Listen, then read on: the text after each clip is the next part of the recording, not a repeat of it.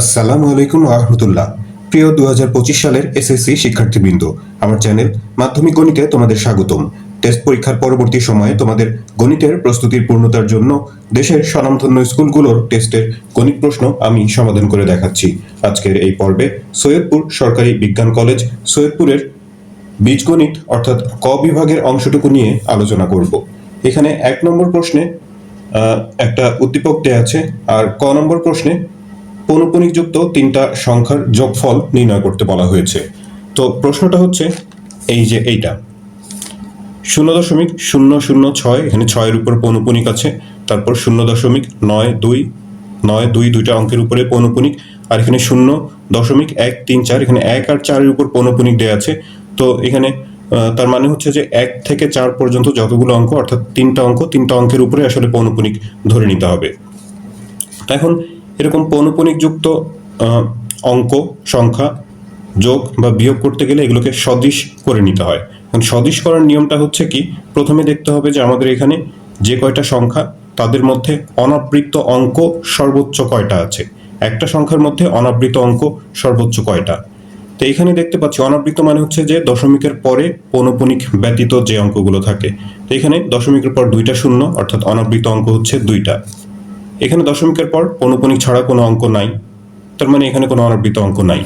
এখানেও তেমনটাই নাই। তো তার মানে এখানে এই যে 2টা অঙ্ক অনাবৃত আছে, অর্থাৎ সর্বোচ্চ অনাবৃত হচ্ছে 2টা। তো একটু এখানে লিখি যে সর্বোচ্চ অনাবৃত হচ্ছে 2টা অঙ্ক। আর আবৃতর হিসাব অর্থাৎ এই যে পৌনঃপুনিক যুক্ত যে অঙ্কগুলো আছে সেটা আবৃত অঙ্ক, সেগুলো কয়টা হবে সেটার হিসাব করতে হবে যে এইভাবে, এখানে হচ্ছে একটা অঙ্কের উপর পৌনঃপুনিক, এখানে 2টা, আর এখানে হচ্ছে 1 থেকে 4 পর্যন্ত অর্থাৎ 1 3 4 3টা অঙ্কের উপর। তা 1 2 3, 1 2 3 এর লসাগু হচ্ছে 6। তাহলে আমাদের দশমিকের পর সর্বমোট 6 আর 2 8টা ঘর নিতে হবে, যার মধ্যে 2টা হচ্ছে অনাবৃত আর 6টা থাকবে হচ্ছে আবৃত। এইভাবে করে সবগুলো সংখ্যাকে সদিশ করে নিতে হবে, তারপরে যোগ করতে হবে। বিয়োগের বেলাতেও এইভাবেই করতে হয়। তো এখানে এই যে 0.006, 6-এর উপর পৌনঃপুনিক, তার মানে হচ্ছে যে 6 যতগুলো প্রয়োজন আমরা লিখতে পারি। তো যেহেতু আমাদের দশমিকের পর মোট 8 ঘর দরকার, এখানে যেটুকু আছে 0.006, তারপরে আরও 5টা 6 নিয়ে আমরা মোট 8 ঘর করলাম। তারপরে দেখো এখানে আবার এই যে এরকম একটা দাগ দিয়ে অতিরিক্ত আরও 2টা ঘর নেওয়া হয়েছে। সেটা কেন হয়েছে সেটাতে পরে আসছি। এবারে যে 0.9292 দুইটার উপর পৌনঃপুনিক আছে, তো তাহলে এখানে রিপিট বারবার এই 9 আর 2 বারবার রিপিট হবে, বারবার আসবে। তো 9 2 এভাবে 9 2 বারবার লিখে এখানে 8 ঘর করা হয়েছে, তারপর অতিরিক্ত আবার 2 ঘর এখানেও নেওয়া হয়েছে। তারপরে যে পরের সংখ্যাটা 0.134, তো এখানে 1 থেকে 4-এর উপর যেহেতু পৌনঃপুনিক 1 3 4 1 3 4, তারপর আবার 1 3 দিলেই 8 ঘর হয়ে যাচ্ছে। তো অতিরিক্ত 2 ঘর যখন নিব, 1 3-এর পরে তো আবার 4 আসবে, 4-এর পরে আবার ঘুরে 1 আসবে। তো এই যে এই অতিরিক্ত 2 ঘর হচ্ছে 4 1। এখন এই অতিরিক্ত 2 ঘর কেন নেওয়া হয়েছে সেটা আমরা এই যে এখানে এই যে দাগটাকে বর্ধিত করে এই পাশের অংশটুকু যোগ করেছি, অতিরিক্ত যে অংশটুকু নেওয়া হয়েছে। এর কারণ হচ্ছে কি যে এখানে পৌনঃপুনিক যুক্ত অঙ্ক যেহেতু, এটার তো কোনো শেষ নাই। তো পরের অঙ্কগুলো থেকে যোগ করে কিছু হাতে থাকবে কিনা সেটা বোঝার জন্য হচ্ছে যে এই অতিরিক্ত অংশটুকু নেয়া। যেমন এই যে এখানে অতিরিক্ত অংশে 6 আর 2 8 9 9, 6 9 15, 15 আর 4 19, 19-এর 9। তো হাতে যে 1 থাকলো সেই একটাই যে পাশে এনে যোগ করতে হবে। তো সেটা এই অংশটুকু যদি অতিরিক্ত না নেওয়া হতো তাহলে যে হাতে যে 1 থাকে সেটা তো বোঝা যেত না। তো সেই কারণেই এই অতিরিক্ত 2 ঘরটা হচ্ছে নেয়া। এরপর যে হাতের 1 সেটা এই পাশে এনে যোগ করে তারপর বাকিটা হচ্ছে স্বাভাবিকভাবে যেভাবে আমরা যোগ করি সেভাবে এটা ক্যালকুলেটরের মাধ্যমে যে এই অতিরিক্ত 2 ঘর সহ যদি আমরা ক্যালকুলেটরে এই সংখ্যাগুলো তুলে যোগ করি, তাহলে যে এই 2 ঘরটাকে এই পাশে রেখে বাকিটা এই পাশে লিখে দিলেই যোগফল পাওয়া যাবে। যোগফলের ব্যাপারে ওই যে খেয়াল রাখতে হবে যে 2 ঘর হচ্ছে অনাবৃত আর 6 ঘর থাকবে আবৃত। এই 6 ঘরের এই যে প্রথমটা থেকে ষষ্ঠটা পর্যন্ত হচ্ছে পৌনঃপুনিক। তো প্রথমটা আর ষষ্ঠটার উপর পৌনঃপুনিক দিলেই হবে। খ নম্বর প্রশ্নটা a⁷ প্লাস 1/a⁷ এর মান নির্ণয় করতে বলা হয়েছে। বেশ জটিল একটা প্রশ্ন এবং বড় এটা। উদ্দীপকে এই অঙ্ক করার জন্য যে তথ্য দেয়া আছে a⁶ minus 110 a³ plus 1 is equal two 0। তো এই তথ্য থেকে আমরা যে a⁷ প্লাস 1/a⁷ এর মান বের করব, তার জন্য প্রথমত আমাদের a³ প্লাস 1/a কিউবের মান দরকার, আর হচ্ছে a two the power 4 plus 1/a two the power 4 এর মান দরকার। এখন তার জন্য আমাদের a প্লাস 1/a এর মান দরকার হবে। তো সেই চেষ্টা আমরা করছি। a two the power 6 minus 110 a cube plus 1 is equal two 0, যে তথ্যটা উদ্দীপকে দেওয়া আছে সেটা লিখে নেওয়া হয়েছে। মাঝখানে এই পদটাকে যদি ডান পাশে নিয়ে আসি সেটা প্লাস হয়ে যাবে। এরপর উভয় পক্ষকে আমরা a কিউব দিয়ে ভাগ করলাম। এখানে একটু ভুল হয়েছে, এটা a কিউব, আশা করি বুঝতে পারছো। তো a কিউব দিয়ে a টু দ্য পাওয়ার 6 ভাগ করলে a কিউব হবে প্লাস 1/a কিউব, আর এই পাশে a কিউব কাটা গিয়ে শুধু 110 হবে। তো দেখো এই যে একটু আগে বলছিলাম যে a কিউব প্লাস 1/a কিউবের মান প্রয়োজন হবে, তো সেটা অলরেডি বের হয়ে গেছে। 100, এটার মান হচ্ছে 110। এটাকে আমরা একটা সমীকরণ নাম্বার দিয়ে রাখলাম। পরের কাজ হচ্ছে যে আমরা যে a two the power 4 plus 1/a two the power 4 এর মান বের করব। তো সেটার জন্য আমাদের a প্লাস 1/a অথবা a মাইনাস 1/a এর মান প্রয়োজন হবে।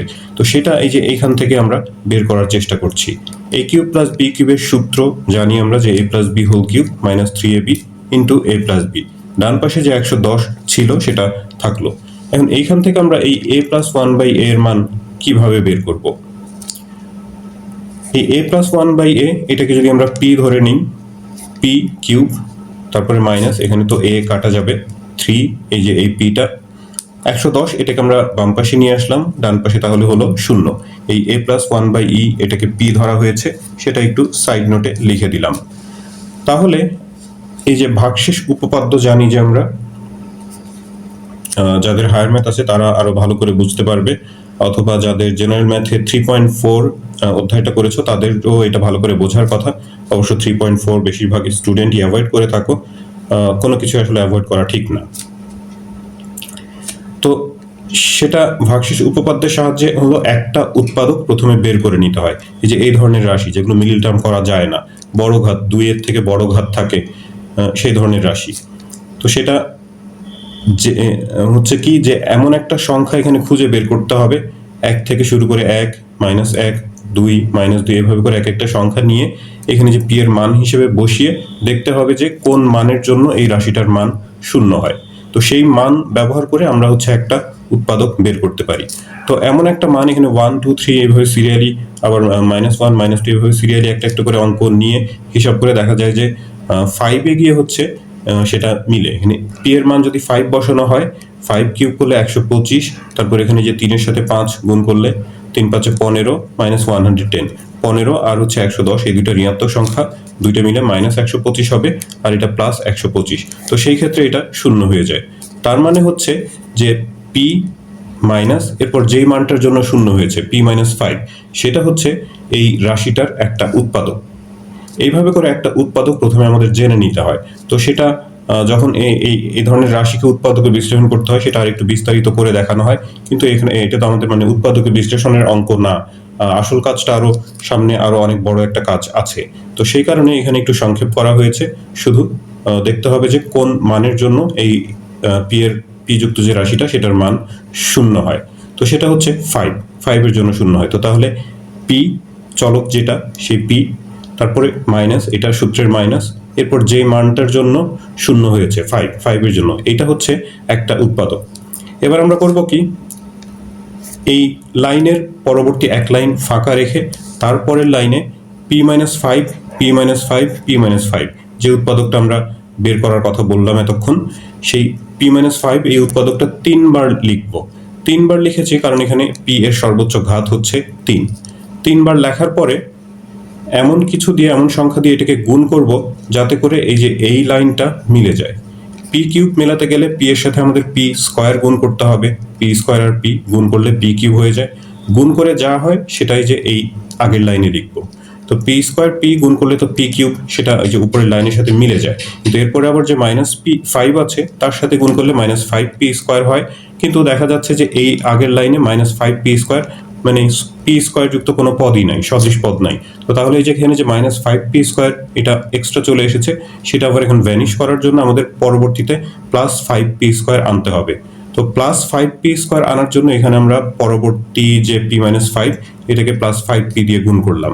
গুণ করলে প্লাস 5p স্কয়ার হয়, সেটাই যে আবার এই লাইনে লিখলাম। পরের পদের সাথে গুণ করলে আবার হয় কি, প্লাস মাইনাসে মাইনাস, 5 5 25 পি 25 পি। তার আগের লাইনে পি যুক্ত যে পদ সেটাতে আছে মাত্র -3p, আর এখানে আমাদের -25p চলে এসেছে। তো সেটা সমান করতে গেলে -3p এর সমান করতে গেলে এখানে +22p দরকার। তো সেই +22p আনার জন্য পরের p-5 এটাকে +22 দিয়ে গুণ করা হলো। গুণ করলে 22p হয়, তারপরে প্লাস মাইনাসে মাইনাস 22 আর 5 গুণ করলে 110। এই যে শেষের পদটা, যদি আগের অংশগুলোর হিসাব ঠিক থাকে তাহলে শেষের পদ মিলেই যায়। এরপরে করব কি, এই যে এই লাইন থেকে আমরা p-5 কমন নিব, কমন নিলে p² প্লাস 5p প্লাস 22 এই রাশিটা অবশিষ্ট থাকবে। তাহলে পাওয়া গেল p-5 into p² plus 5p plus 22 is equal two 0। এখন দুইটা রাশির গুণফল যদি শূন্য হয়, তাদের মধ্যে তো যে কোনো একটা শূন্য হবেই। তো p-5 এটাও শূন্য হতে পারে, আবার যে পরের অংশটা আছে সেটাও শূন্য হতে পারে, কিন্তু এটাকে এখানে শূন্য ধরা হয়নি, কারণ হচ্ছে যে এটাকে যদি শূন্য ধরি এখান থেকে p এর কোনো বাস্তব মান পাওয়া যায় না। তো সেই কারণে না, এটা মিডল টার্ম করা যায় না। যদি এটা মিডল টার্ম করা যেত তাহলে এখান থেকে একটা বাস্তব সংখ্যা আসার সম্ভাবনা থাকতো, কিন্তু এটা মিডল টার্ম করা যায় না। এটা যে দ্বিঘাত সমীকরণের যে সূত্র আছে সেটা ব্যবহার করে এটা সমাধান করা সম্ভব, কিন্তু p এর কোনো বাস্তব মান এখান থেকে পাওয়া যায় না বিধায় এটাকে অ্যাভয়েড করা হয়েছে। তো p-5 যদি 0 হয়, p এর মান পাই হচ্ছে 5। p তো আমরা ধরে নিয়েছিলাম, p মানে হচ্ছে a প্লাস 1/a। তো এই দেখো a plus 1/a is equal two 5। এই যে এই মানটাই আমাদের প্রয়োজন ছিল, সেটা পেয়ে গেছি। শেষ পর্যন্ত আমাদের দরকার হচ্ছে a⁴ প্লাস 1/a⁴। তো এটাকেই আমরা স্কোয়ার করে সেই মানটা বের করে ফেলতে পারি, অথবা আলাদাভাবে a⁴ প্লাস 1/a⁴ এর মান সূত্র ব্যবহার করে দুই ধাপে হিসাব করে বের করতে পারি। সেখানে যে a plus 1/a is equal two 5 এই মানটা ব্যবহার করতে হবে। তো এখানে উভয় পক্ষে বর্গ করে দেওয়া হয়েছে। এটাকে যদি a plus b whole square করি, a² plus b² plus 2ab, ডান পাশে বর্গ করলে হবে 5 5 25। এখানকার a কাটা যাবে, +2। এই +2টাকে যদি ডান পাশে নিয়ে 25 থেকে বিয়োগ করি তাহলে পাবো হচ্ছে 23। টু দ্য পাওয়ার 4 আনার জন্য আরেকবার আমাদের এখানে বর্গ করতে হবে। এটাকে আবার a প্লাস b ধরে যদি বর্গ করি, a² plus b² plus 2ab, ডান পাশে 23 এর বর্গ করলে হয় 529। এখানকার a² কেটে দিলাম, +2টা ওই পাশে গিয়ে 529 থেকে বিয়োগ হয়ে হবে 527। তাহলে a⁴ প্লাস 1/a⁴ এর মান বের করলাম। এটাকেও একটা সমীকরণ নাম্বার দিতে পারি, এটা হচ্ছে 2 নম্বর। অবশ্য না দিলেও হয়, সমীকরণ প্রয়োজন হচ্ছে না। এখন আমরা যে প্রথমে a³ প্লাস 1/a³ এর মান বের করেছিলাম, আর এখন হচ্ছে a⁴ প্লাস 1/a⁴ এর মান বের করলাম। এই দুইটা যদি গুণ করি, ডান পাশে এদের মান যেগুলো বের করেছি আমরা সেগুলো গুণ করতে হবে। এটার মান হচ্ছে 110 আর এটার মান হলো 527। এগুলো আমরা 1 আর 2 নম্বর সমীকরণ থেকে পাই।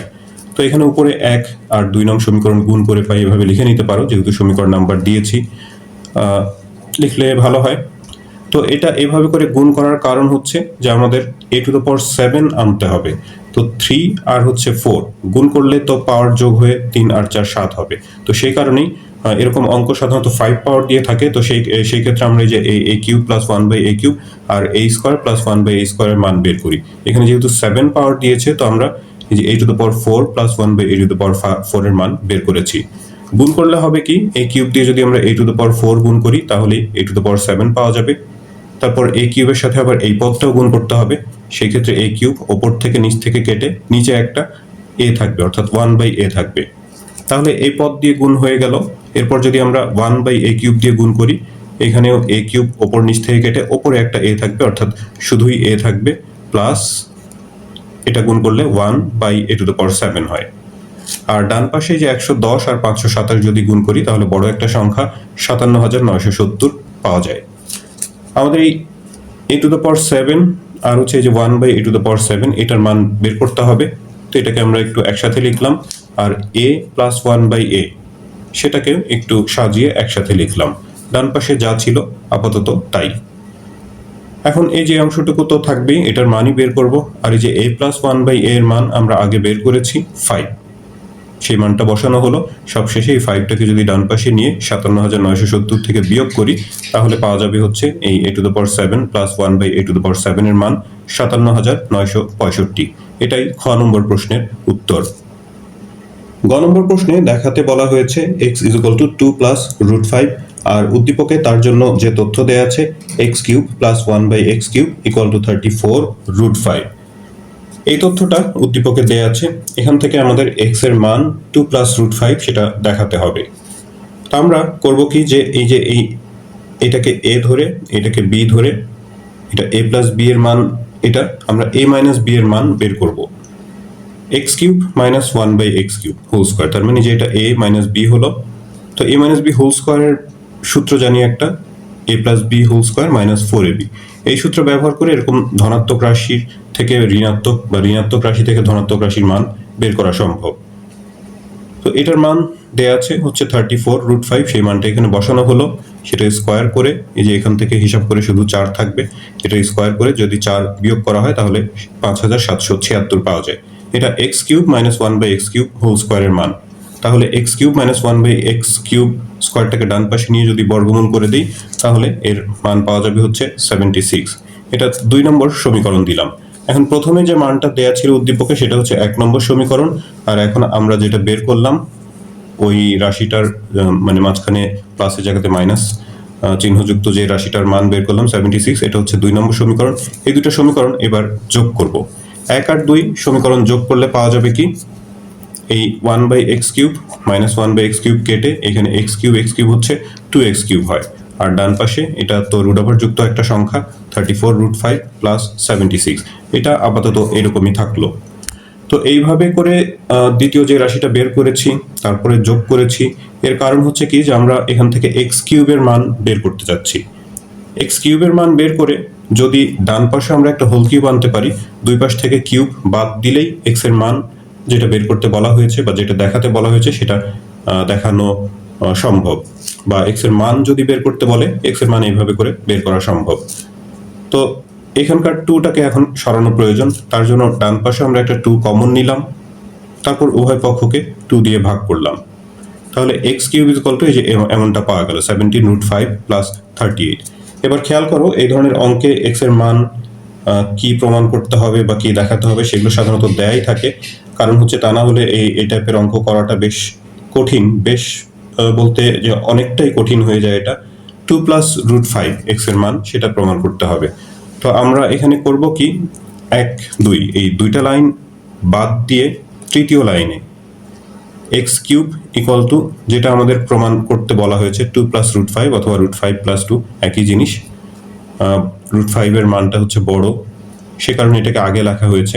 এই ক্ষেত্রে এটা আগে পরেতে সমস্যা না, কিন্তু যখন মাইনাস থাকে মাঝখানে তো সেই ক্ষেত্রে আগে পরে লিখলে একটু প্রবলেম হয়। তো বড় সংখ্যাটা সবসময় আগে লেখার চেষ্টা করবে এরকম অঙ্কের ক্ষেত্রে। তো এটা এই পাশে যদি কিউব আনতে পারি তাহলে পরের লাইনগুলোতে এই কিউব উভয় পক্ষ থেকে বাদ দিয়ে বা দুই পাশে ঘনমূল করলে আমরা এক্স এর মান পেয়ে যাব √5+2 বা 2+√5 যেটা দেখাতে বলা হয়েছে। এখন এটা আমাদের আনতে হবে। তো এটা আনতে গেলে এবার দেখো একটু ভিন্নভাবে করব আমরা। এর আগের লাইনে এটাকে a plus B whole cube সূত্রানুসারে যা হয় সেটাকে ভেঙে আগের লাইনে লিখবো। a প্লাস বি হোল কিউবের যে একদম প্রথম সূত্র আছে ঘন এর, সেই সূত্রটা a কিউব, a হচ্ছে এখানে √5, তো √5 cube plus 3a square b হলো 2 plus 3ab square plus b cube. এখন এই লাইনটা যদি আবার আমরা আনতে চাই তো তার আগের লাইনে আবার কি প্রয়োজন সেটা এখন চিন্তা করো। এটা হিসাব করে এখন আগের লাইনে লিখে √5 কিউব করলে 5√5 হয়, এখানে √5 এর স্কোয়ার করলে 5, 3 5 15, 15 দুগুণা 30, 30 প্লাস এই 2 এর স্কোয়ার করলে হয় 4, 3 4 12, √5 আর 2 এর কিউব করলে পাবো 8। এবার এটা তো এই যে উল্টো দিক থেকে এই পর্যন্ত এসেছি, এখন এই লাইনটা তার আগের লাইনের সাথে সমান আছে কিনা সে বিষয়টাও খেয়াল রাখতে হবে। এটা তো সমান হয়ে যাওয়ার কথা, কিন্তু তারপরেও সমান আছে কিনা একটু চেক করে দেখতে হবে, তাহলে অঙ্কের মধ্যে কোথাও আমরা কোনো ভুল ভ্রান্তি করেছি কিনা সেটা নিশ্চিত হওয়া যাবে। দেখো এই যে √5 যুক্ত যে দুইটা সংখ্যা 5√5 আর 12√5 যোগ করলে 17√5 হয়। আবার এই যে শুধু সংখ্যা আছে যে 30 প্লাস 8 যোগ করলে 38 হয়, তো মিলে যাচ্ছে। তার মানে এটা সমান সমান এটা বা এটা সমান সমান এটা সমানই আছে। এটা আমরা যে উল্টোভাবে করেছি তার কারণে কোনো প্রবলেম হয়নি। এখন অঙ্ক তো আমরা আগেই দেখিয়ে ফেলেছি x = 2+√5, তো এটাই হচ্ছে গ নম্বর প্রশ্নের সমাধান।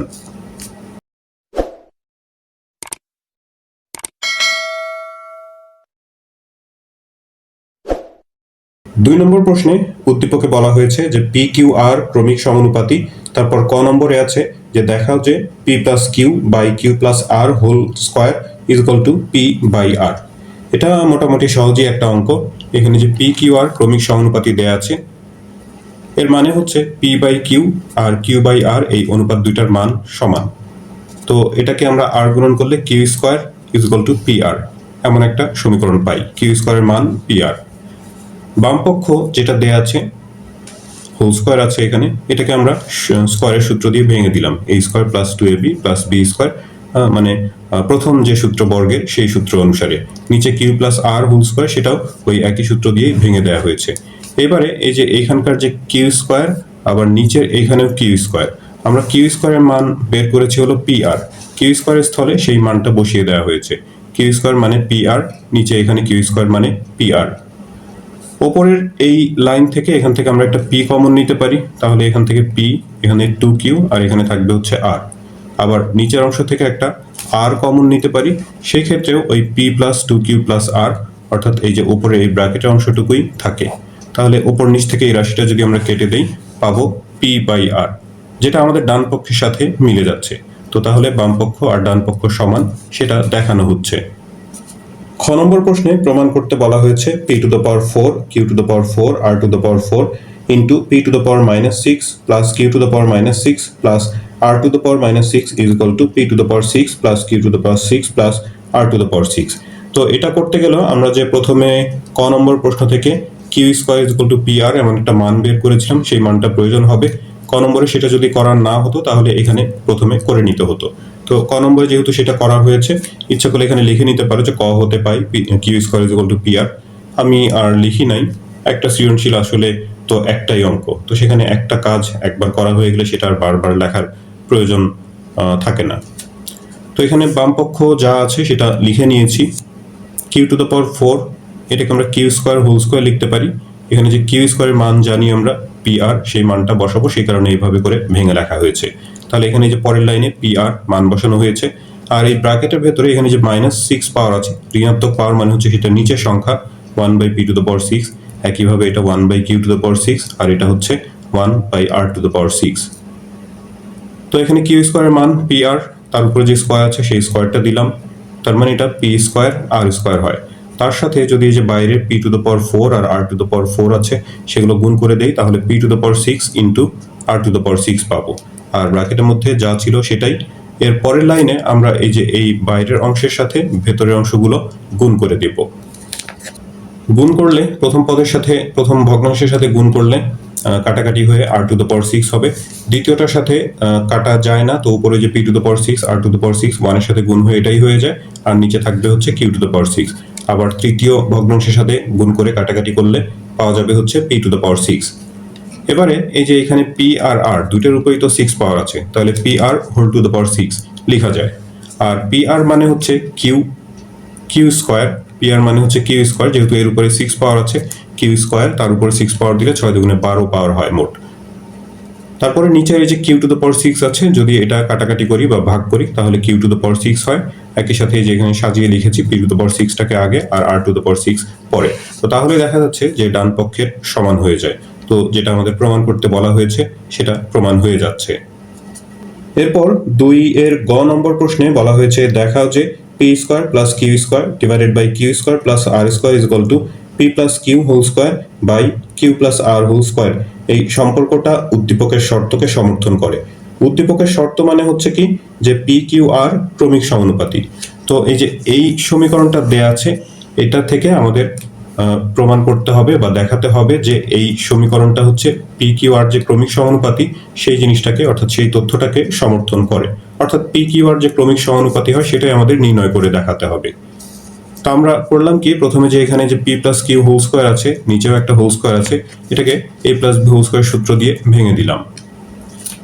এবার এই q square plus 2q r plus r square, এখানে কিউ আর আর যুক্ত যে রাশিটা, সেটাকে আমরা এই যে এই পাশে নিয়ে আসলাম। এটা যেহেতু এখানে ভাগ অবস্থায়, সেটাকে এই পাশে আনলে সেটা হচ্ছে যে গুণ হবে, অর্থাৎ ওপরে হবে।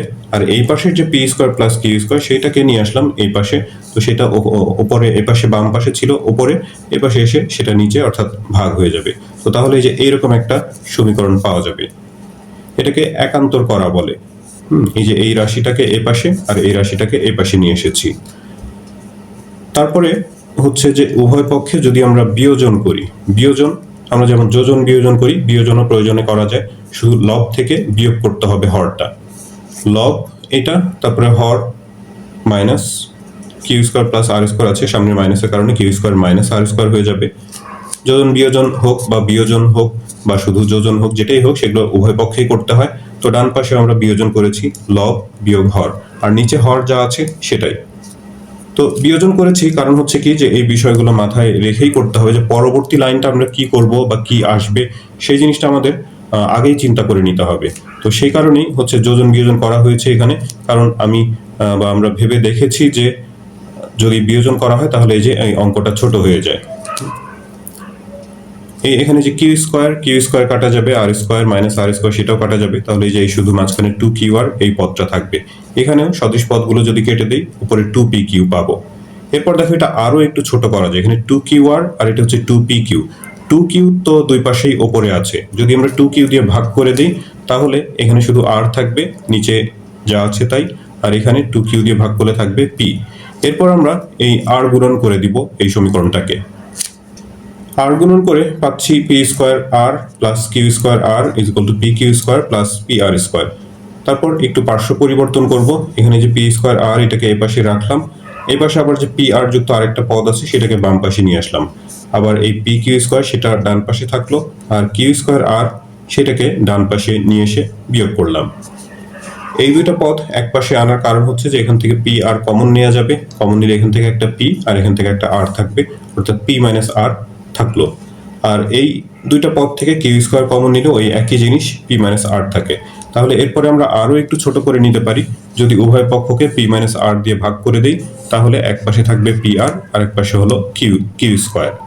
কিউ স্কোয়ার মানে হচ্ছে কিউ ইন্টু কিউ, এভাবে একটু ভেঙে লিখে দেখাতে পারো, না দেখালেও সমস্যা নাই, পরের লাইন করে দিতে পারো। এখন এই একটা পি এ পাশে রাখলাম, একটা কিউ এ পাশে এসে ভাগ, অর্থাৎ পি বাই কিউ, আর এই আর ওই পাশে গিয়ে যে পরবর্তীতে আর একটা কিউ আছে তার সাথে ভাগ, কিউ বাই আর।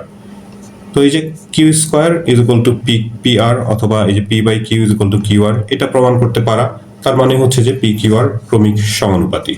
অর্থাৎ যে সমীকরণটা দেওয়া ছিল সেটা উদ্দীপকের তথ্যই যে এটাই পি কিউ আর ক্রমিক সমানুপাতি, এই শর্তটাকে সমর্থন করে। তো আমরা সেই কথা লিখে এখানে লিখে দিলাম যে দেখানো হলো। 3 নম্বর প্রশ্নের উদ্দীপকে দুইটা তথ্য দেয়া আছে, একটা গুণোত্তর ধারার আর একটা হচ্ছে সমান্তর ধারার। আর ক নম্বর প্রশ্নে কোনো ধারার অঙ্ক নাই, এখানে একটা সমীকরণ সমাধান করার কথা বলা হয়েছে, সমীকরণটির সমাধান সেট নির্ণয় করো। সমীকরণটা হচ্ছে এইরকম, এখানে x ইনভার্স আছে, তার মানে হচ্ছে 1/x বা এই x মাইনাস m এর সাথে নিচে একটা x লিখতে পারি। এখন প্রথমে যে বিষয়টা মনে হয় সেটা হচ্ছে কি যে x মাইনাস m এই পাশেও আছে এই পাশেও আছে, তাহলে উভয় পক্ষকে তো আমরা x মাইনাস m দিয়ে ভাগ করে দিলেই অঙ্কটা ছোট হয়ে যায়, সহজে এক লাইনে দুই লাইনে সেটা শেষ করে দেওয়া যায়। কিন্তু সেটা করা যাবে না, কারণ x হচ্ছে চলক দিয়ে গুণ বা ভাগ করলে সেটার ঘাত বা পাওয়ার কম বেশি হয়ে যায়, সেই ক্ষেত্রে মান যতগুলো বের হওয়ার দরকার তার থেকে কম বা বেশি বের হতে হয়। তো সেই কারণে চলক দিয়ে গুণ বা ভাগ করা যাবে না, যোগ বিয়োগ করতে পারি, গুণ ভাগ করা যাবে না। তো আমরা তাহলে কি করতে পারি, এই x মাইনাস m এটাকে এপাশে রেখে দিলাম, একটা ব্র্যাকেট দেওয়া হয়েছে, এটাকে একটা পদ বিবেচনা করব পরবর্তীতে বা একটা রাশি বিবেচনা করব। এরপরে যে এই ভগ্নাংশটাকে বাম পাশে নিয়ে আসা হয়েছে, ডান পাশে তাহলে 0। এখন এই যে এই রাশি আর এই রাশি দুইটাতেই তো x মাইনাস m আছে উপরে, তাহলে আমরা x মাইনাস m যদি কমন নেই এখান থেকে থাকবে 1 মাইনাস এখানে থাকবে 1/x, তাহলে দুইটা রাশির গুণফল পেলাম, গুণফল হচ্ছে 0। তো দুইটা রাশির গুণফল যদি 0 হয় তাহলে আমরা লিখতে পারি x minus 1, x minus m প্রথম রাশি সেটার মানও 0 হতে পারে, অথবা 1 মাইনাস 1/x সেটাও 0 হতে পারে। এখান থেকে আমরা x এর মান পাই হচ্ছে m, আর এখানে 1/x টাকে যদি অন্য পাশে নিয়ে যাই, 1/x ইকুয়াল টু 1 বা 1/1/x 1 ইকুয়াল টু 1/x এরকমটা হয়, সেটাকে আবার এটা এই যে 1/x টাকে এই পাশে লেখা হয়েছে, আর গুণন করলে x এর মান পাওয়া যাবে হচ্ছে 1। তাহলে x এর দুইটা মান, একটা হচ্ছে m আর একটা হলো 1। তো এটা সমাধান সেট চাওয়া হয়েছে, সমাধান সেট হচ্ছে m1, এটাকে সেকেন্ড ব্র্যাকেটের মধ্যে লিখতে হবে যেহেতু সেট চাওয়া হয়েছে, সেট আকারে লিখতে হবে। তো এটাই হচ্ছে ক নম্বর প্রশ্নের সমাধান। এবারে আসি 3-এর খ নম্বর প্রশ্নে। বলা হয়েছে 1 থেকে গুণোত্তর ধারাটার প্রথম 10টা পদের সমষ্টি নির্ণয় করো। 1 মানে উদ্দীপকের যে 1 নম্বর তথ্যটা, একটা গুণোত্তর ধারার চতুর্থ পদ 1/3 আর নবম পদ হচ্ছে √3/81। এই তথ্য দেয়া আছে গুণোত্তর ধারাটা সম্পর্কে। তো যেহেতু ধারা দেয়া নাই, আমরা প্রথমে গুণোত্তর ধারাটার প্রথম পদ a আর হচ্ছে সাধারণ অনুপাত r ধরে নিলাম। প্রশ্নে ধারাটার চতুর্থ পদ দেয়া আছে হলো 1/3 আর সূত্রানুসারে গুণোত্তর ধারার n তম পদের সূত্র আমরা জানি ar⁻n-1। এই ক্ষেত্রে যেহেতু চতুর্থ পদ বলা হয়েছে তাহলে 4-1, n এর মান হচ্ছে 4। ডান পাশে 1/3 যেমনটা ছিল সেটা থাকলো, 4 থেকে 1 বিয়োগ করলে 3 হয়, অর্থাৎ ar³ = 1/3। এটা একটা সমীকরণ নাম্বার দিলাম। আবার ধারাটার নবম পদও প্রশ্নে দেয়া আছে √3/81। সূত্রানুসারে নবম পদ হবে হচ্ছে ar⁹ সেটাকে একবারে 8 লিখে দেয়া হয়েছে, আর ডান পাশে হচ্ছে √3/81। এটা 2 নম্বর সমীকরণ দেয়া হলো। তারপরে এই 2 আর 1 এই দুইটা সমীকরণ ব্যবহার করে আমরা a আর r এর মান বের করার চেষ্টা করব। তো 2 নম্বর সমীকরণের ঘাত বড়, সংখ্যাও বড়, সবকিছুই বড়, তো এই কারণে 2 নম্বরকে 1 নম্বর দিয়ে ভাগ করলাম। ইচ্ছে করলে অবশ্য 1 নম্বরকেও 2 নম্বর দিয়ে ভাগ করা যায়, আনসার একই হবে। তো এটা 2 নম্বর সমীকরণের বাম পাশের অংশ আর এটা হচ্ছে 1 নম্বরের বাম পাশের অংশ। আবার ডান দিকে এটা 2 নম্বর সমীকরণ, এর ডান পাশের অংশ ভাগ এটা 1 নম্বর সমীকরণের ডান পাশের অংশ। এই পাশে ভাগ করলে তো ওপর নিচ থেকে a কাটা যাবে, আর r⁸ কে r³ দিয়ে ভাগ করলে r⁵ হবে। একই সংখ্যা ভাগ করলে পাওয়ার বিয়োগ হয়। ডান পাশে এই যে এটা রেখে এরপর এটা গুণ চিহ্ন দিয়ে যদি উল্টিয়ে দেই, 3 এর সাথে 81 কাটা যাবে, 27 হবে। আবার √3 সাথে 27 যদি কাটি তাহলে 9√3 হবে। ওপরে তো সব কাটা যাচ্ছে, উপরে হচ্ছে 1। 9 মানে হচ্ছে 2টা 3, তার মানে 4টা √3, আর পাশে আরো একটা √3 আছে, তাহলে সব মিলে এখানে হচ্ছে 5টা √3, অর্থাৎ 1/√3 লেখা যায়। যেহেতু বাম পাশে r এর উপর 5 পাওয়ার আছে, এই জন্য ডান পাশের যে সংখ্যাটা পাওয়া যাবে সেটাকেও আমাদের 5 পাওয়ার দিয়ে প্রকাশ করে নিতে হবে, যাতে করে ওই একই পাওয়ার দুই পাশ থেকে আমরা বাদ দিয়ে r এর মান অর্থাৎ সাধারণ অনুপাতটা পেতে পারি। তো এখানে দেখো 1/√3 এর মান হচ্ছে 1.7320 এরকম একটা মান, অর্থাৎ 1 এর থেকে বড়। সেটা দিয়ে যদি 1 কে ভাগ করা হয় তাহলে এটা অবশ্যই 1 থেকে ছোট একটা সংখ্যা পাওয়া যাবে, অর্থাৎ r এর মান এখানে 1 থেকে ছোট। এই কথাটা এখানে লিখে দিলাম কারণ সমষ্টি চাওয়া হয়েছে। আমরা গুণোত্তর ধারার সমষ্টির 2 রকমের সূত্র জানি। r বা সাধারণ অনুপাত যদি 1 থেকে বড় হয় সেই ক্ষেত্রে একরকম, আর 1 থেকে ছোট হলে আরেক রকম। তো সেই কারণে এটা এখানে লিখে দেওয়া হলো 1 থেকে ছোট। 1 থেকে ছোট হলে যে সূত্রটা হয় সমষ্টি নির্ণয়ের, সেই সূত্র আমরা ব্যবহার করব। এখন r এর মান যদি 1 বা 2 যে কোনো একটা সমীকরণে বসিয়ে দেই, হিসাব করে এখান থেকে a এর মান পাওয়া যাবে। a এর মান হচ্ছে √3। তাহলে গুণোত্তর ধারাটার আমরা প্রথম পদ জেনেছি হচ্ছে √3 আর সাধারণ অনুপাত হচ্ছে 1/√3। তো যা প্রয়োজন ছিল সেটা বের হয়ে গেছে। আমাদেরকে গুণোত্তর ধারাটার 10টা পদের সমষ্টি নির্ণয় করতে বলা হয়েছে। আমরা গুণোত্তর ধারার n পদের সমষ্টির সূত্র জানি, Sn দিয়ে প্রকাশ করতে পারি এটাকে a × 1 - r⁴n/1 - r, যখন r এর মান 1 থেকে ছোট। 10 পদের সমষ্টি বের করতে বলা হয়েছে, অর্থাৎ n হচ্ছে 10, S10 = ডান পাশে a, r, n এই সমস্ত মান বসিয়ে দেওয়া হয়েছে। 1/√3 এর উপর যদি 10 পাওয়ার দেওয়া হয় তাহলে 1/243 হয়, আর নিচের অংশে আমরা লসাগু নিয়েছি, √3 লসাগু, √3 - 1 পাওয়া যায় উপরের লব হিসেবে। এখন এই ব্র্যাকেটের অংশ যদি বিয়োগ করি, 243 হবে লসাগু, 1 থেকে এটা বিয়োগ করলে 242/243 হবে। √3 × 242/243, আর যে নিচের অংশটা আবার ভাগ অবস্থায় আছে সেটা গুণ চিহ্ন দিয়ে উল্টিয়ে দিতে পারি, √3 যাবে উপরে আর √3 - 1 হচ্ছে নিচে। এবার দেখো এই যে এই √3 আর এই √3 দুইটা উপরের সংখ্যা গুণ করলে 3 হয়ে যাবে, তার সাথে নিচের 243 যদি কাটি আমরা কাটাকাটি, তাহলে পাবো হচ্ছে 81। পুরো হিসাবটা অবশ্য ক্যালকুলেটরে করতে পারো তোমরা। নিচে আমি 81 পাবো, তার সাথে এই √3 - 1 সেটা গুণ অবস্থায় আছে, আর উপরে যে 242।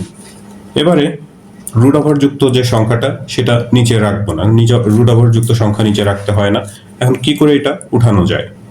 আমরা যদি লব আর হরকে এটার যে বিপরীত চিহ্ন বিশিষ্ট রাশি √3 + 1 দিয়ে গুণ করি তাহলে সেটা উঠানো সম্ভব। তো ওপরে নিচে আমরা √3 + 1 দিয়ে গুণ করলাম। গুণ করলে এখানে 242 এর সাথে এটা গুণ অবস্থায় রেখে দিলাম, আর নিচে 81 × a - b × a + b সূত্র দিয়ে গুণ করলে পাবো a² - b²। √3 স্কয়ার করলে 3 হয়, আর 1 স্কয়ার করলে 1, তো 3 থেকে 1 বাদ দিলে 2। এবারে যদি এই 2 এর সাথে 242টা কেটে একটু ছোট করি, 121/81 × √3 + 1। তো এটা হচ্ছে 3-এর খ নম্বর প্রশ্নের উত্তর। 3-এর গ নম্বর প্রশ্নটাও বেশ আনকমন, যদিও এই টাইপের অঙ্ক বইতে আছে কিন্তু খুব একটা আসে না। বলা হয়েছে যে 2 নংয়ে বর্ণিত তথ্য থেকে দেখাও যে সমান্তর ধারাটার প্রথম a + b পদের সমষ্টি a + b/2 × a² + b² + a + b। তো সমান্তর ধারার যে তথ্য উদ্দীপকে দেয়া আছে, কোন সমান্তর ধারার a তম পদ হচ্ছে a² আর b তম পদ b²। তো দেখতে পাচ্ছি এখানেও সমান্তর ধারাটা দেয়া নাই, তো সে কারণে আমরা সমান্তর ধারাটার প্রথম পদ আর সাধারণ অন্তর ধরে নিব। তো প্রথম পদ আমরা সাধারণত a ধরি, কিন্তু এখানে a না ধরে p ধরলাম, কারণ এখানে ধারাটার a তম পদ বলা হয়েছে a²। অঙ্কের ভিতরে যেহেতু একটা a দিয়ে মান দেয়া আছে, এ কারণে আমরা এই ধরার ক্ষেত্রে, প্রথম পদ ধরার ক্ষেত্রে আর a ব্যবহার করব না, কারণ তাহলে 2a মিক্সড হয়ে কোন এটা যে কোন a সেটা আর কিছুই বোঝা হবে না।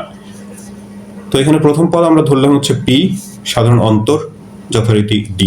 এখন a তম পদ প্রশ্নে বলা হয়েছে a²। সমান্তর ধারার ক্ষেত্রে a তম পদ সূত্র জানি আমরা যে a + n - 1 × d। যেহেতু এটা a তম পদ, তো এখানে n এর জায়গাতে a হবে, আর প্রথম পদ তো আমরা a না ধরে p ধরেছি, তো এখানে p খেয়াল রাখতে হবে, এটা এই a আর p যেন মিশে না যায়।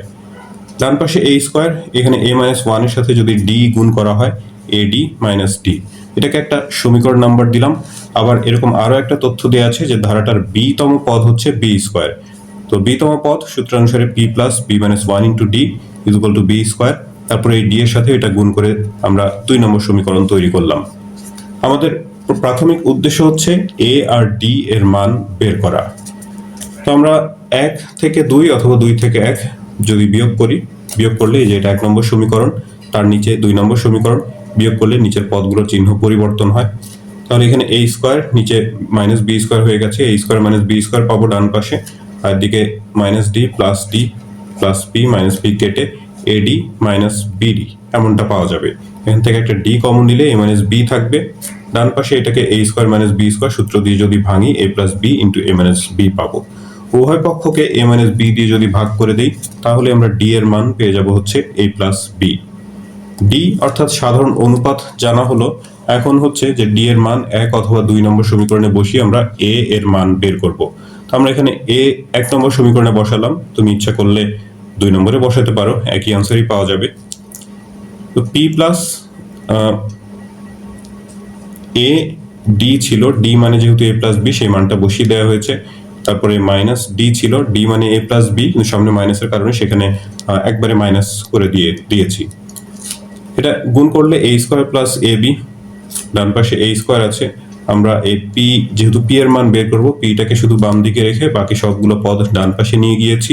তাহলে এই যে এই a² - a² + a² কাটা যাবে, ab টা থাকবে -ab, এটা ঋণাত্মক পদ হয়, এটাকে পরে লিখেছি, a আগে লিখে তারপরে -ab + b। এটা হচ্ছে প্রথম পদ অর্থাৎ p এর মান। তাহলে আমরা ধারাটার প্রথম পদ এবং সাধারণ অন্তর দুটোই জেনে গেছি। এখন বলা হয়েছে যে ধারাটার প্রথম a + b পদের সমষ্টি নির্ণয় করতে। তো a + b পদের সমষ্টি আমরা n সংখ্যক পদের সমষ্টি সূত্র জানি, n/2 হয়। যেহেতু এখানে a + b পদের সমষ্টি বলা হয়েছে, তো যেখানে n হয় সেখানে আমরা এখানে a + b লিখব। সূত্রের ভেতরে এই যে ব্র্যাকেটের মধ্যে থাকে হচ্ছে 2a + n - 1 × d। 2a, এটাকে তো আমরা p ধরেছি, প্লাস n হচ্ছে a + b, তারপরে -1 × d। এরপরে যদি আমরা p আর d এর মান বসিয়ে দেই, এখানে p মানে হচ্ছে a - ab + b, R d মানে হচ্ছে a + b। তারপর ব্র্যাকেটের ভেতরে অংশটুকু যেখানে যা গুণ অবস্থা আছে সেগুলো গুণ করে দিব। এখানে 2 দিয়ে যে অংশটা গুণ করে দেওয়া হয়েছে, তারপরে যে প্লাস এই অংশের সাথে এটা গুণ, এটাও গুণ করা হয়েছে, a দিয়ে এটাকে গুণ, প্লাস b দিয়ে গুণ, আবার -1 দিয়ে গুণ। তো গুণ করে যে অনেকগুলো পদ পাওয়া গিয়েছে। তারপর এই যে 2a, এই 2a আর এটা -a, আর হচ্ছে 2a থেকে মাইনাস এ, এটা মানে যোগ করলে এ হবে, যে পরের লাইনে এটা এ আছে। তার আগে দেখো এই যে মাইনাস 2ab, ab ab এই দুটো যোগ করলে প্লাস 2ab হবে, এই দুটো মিলে প্লাস 2ab, আর এটা হচ্ছে মাইনাস 2ab, তাহলে এটা কাটা যাবে। তারপর হচ্ছে যে এই 2a থেকে a বাদ দিলে একটা a, 2b থেকে b বাদ দিলে একটা b থাকবে, আর এই a square plus b square থাকবে। তো সেটা এই যে এইভাবে করে সাজিয়ে লেখা হয়েছে, a square plus b square plus a plus b, আর তার সামনে গুণ অবস্থায় আছে হচ্ছে a প্লাস b বাই 2।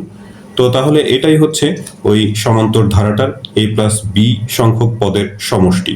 তো এটাই আমাদের দেখাতে বলা হয়েছে, যেটা দেখাতে বলা হয়েছে সেটা আমরা দেখিয়ে দিলাম। তো শিক্ষার্থী বন্ধুরা, এই ভিডিও থেকে তোমরা যদি উপকৃত হয়ে থাকো তাহলে চ্যানেলটি সাবস্ক্রাইব করার এবং বন্ধুদের সাথে শেয়ার করার অনুরোধ জানাচ্ছি। তোমরা সবাই ভালো থাকবে, প্রার্থনা তোমাদের সবার জন্য। আল্লাহ হাফেজ।